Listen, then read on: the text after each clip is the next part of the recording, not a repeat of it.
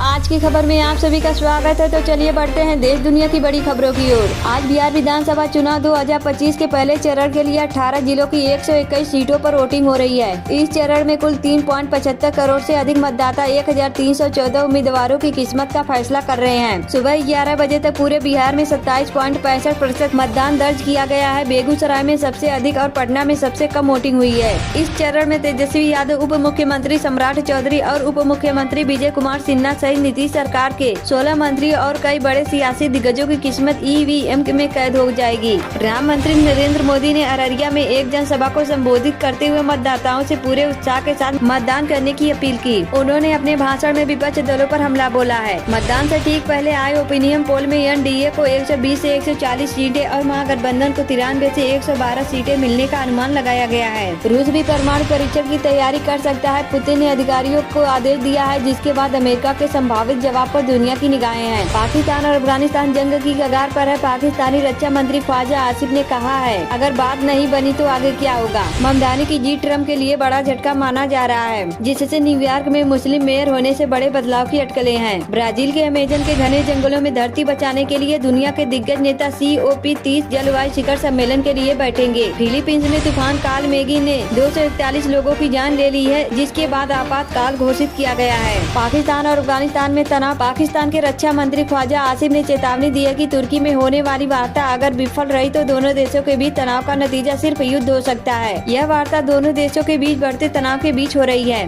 दोहा में भारत ने पाकिस्तान को कड़ा जवाब देते हुए कहा है कि पाकिस्तान को आतंकवाद पर आत्मचिंतन करना चाहिए और उसे भारत के आंतरिक मामलों पर टिप्पणी करने का कोई अधिकार नहीं है। केंद्रीय मंत्री मनसुख मंडाविया ने पाकिस्तान के राष्ट्रपति की टिप्पणियों पर आपत्ति जताई है। बेगूसराय आगे पटना में सबसे कम मतदान, अब तक हुई 27.65% वोटिंग। बिहार विधानसभा चुनाव 2025 के पहले चरण का मतदान शुरू हो गया है। अब तक तेजस्वी यादव, नीतीश कुमार, मुकेश सहनी, लालू यादव सहित कई बड़े नेताओं ने मतदान किया है। सुबह 11 बजे तक पूरे बिहार में 27.65% वोटिंग हुई है। JNU में जारी है वोटों की गिनती। उम्मीदवारों के बीच है कांटे की टक्कर। JNU छात्र संघ चुनाव 2025 के अंतिम नतीजे आज शाम तक किसी भी वक्त जारी कर दिए जाएंगे। जवाहरलाल नेहरू यूनिवर्सिटी छात्र संघ चुनाव में 4 पदों अध्यक्ष, उपाध्यक्ष, महासचिव और संयुक्त सचिव पर फैसला होना है। झूठा निकला राहुल का वोट चोरी दावा। जिन नामों पर उठाए थे उन्होंने ही खोली पोल। बिलासपुर ट्रेन हादसे में लोको पायलट समेत 11 मौतें, 10 घंटे चला रेस्क्यू। बिलासपुर गतौरा के बीच हुई भीषण ट्रेन हादसे में अब तक लोको पायलट समेत 11 यात्रियों की मौत की पुष्टि हुई है। जानिए 10 घंटे तक चले रेस्क्यू ऑपरेशन में कल से लेकर अब तक क्या क्या हुआ है और रेल व राज्य सरकार ने क्या मुआवजे की घोषणा की है। वर्ल्ड चैंपियन टीम इंडिया की PM मोदी से मुलाकात। हरमनप्रीत कौर ने दिया खास तोहफा, देखे मुलाकात की तस्वीरें। PM नरेंद्र मोदी ने बुधवार को लोक कल्याण मार्ग स्थित अपने आवास पर महिला विश्व कप की चैंपियन टीम से मुलाकात की है। नील बटे सन्नाटा। PM मोदी का राजद पर हमला। RJD ने लगाया बूथ कैप्चरिंग का आरोप। बिहार के अररिया में आज प्रधानमंत्री नरेंद्र मोदी ने जनसभा को संबोधित किया है। उन्होंने राजद पर जमकर निशाना साधा। अमेरिका को बड़ा झटका। भारत ने अपने भरोसेमंद दोस्त से पहली बार कर ली ऐसी पक्की डील। चीन पाकिस्तान भी टेंशन में। भारत को एक बार फिर अपने भरोसेमंद दोस्त का साथ मिला है। इस डील से चीन पाकिस्तान को भी बड़ी टेंशन होने वाली है। चीनी राष्ट्रपति को लेकर ट्रंप ने कहा है, राष्ट्रपति शी मजबूत व्यक्ति हैं, समझदार आदमी है। उन्होंने बैठक के दौरान पाया कि जिनपिंग के साथ पहुंचे लोग एकदम शांत बैठे थे। उन्होंने कहा है, मैंने कभी भी जीवन में इतने डरे हुए लोगों को नहीं देखा है। सूडान के कोरडोफान क्षेत्र में एक अंतिम संस्कार पर हुए हमले में 40 लोगों की मौत हो गई है। संयुक्त राष्ट्र ने इस हमले की पुष्टि की है। सेना और अर्धसैनिक बल के बीच जारी लड़ाई ने एक नए इलाके को अपनी चपेट में ले लिया। ऑपरेशन सिंदूर के बाद पाकिस्तान सिंध के पहाड़ों में कर रहा गुप्त परमाणु सुरंगों का निर्माण। सनसनीखेज से खुलासा। भारत के ऑपरेशन सिंदूर के बाद पाकिस्तान बुरी तरह घबराया हुआ है, लिहाजा पाकिस्तान ने अब परमाणु तैयारियों को तेज कर दिया है। पाकिस्तान सिंध प्रांत में गुप्त परमाणु सुरंगें बना रहा है। यह खुलासा एक पत्र के माध्यम से हुआ है। आसिफ ने काबुल पर आतंकवादियों को पालने और सीमा पार हमलों पर चुप्पी साधने के आरोप लगाए हैं, जबकि अफगानिस्तान ने पाकिस्तान की तरफ से आम नागरिकों पर ड्रोन हमलों की निंदा की है। दोनों के बीच पहले दौरा की वार्ता 18 और 19 अक्टूबर को दोहा में हुई थी।